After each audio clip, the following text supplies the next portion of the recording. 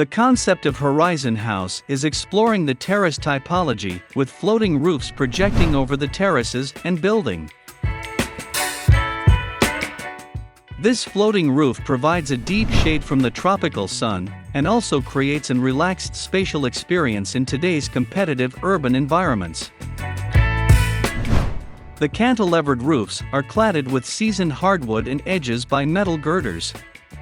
The built mass is cladded primarily with local gray Kurnoor sandstone. The plan of the house is conceived as an assembly of two rectangular blocks. The east-facing front block and the west-facing rear one. Both are connected by a narrow, transparent staircase block. This neck is edged by the family lounge on both floors, and enjoy views to a smaller north-facing courtyard and the larger lawn beyond.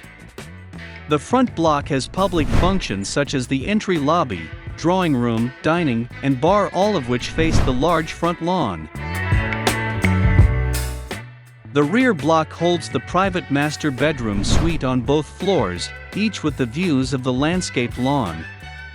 The upper level has 4 bedrooms and a lounge area for the family to gather.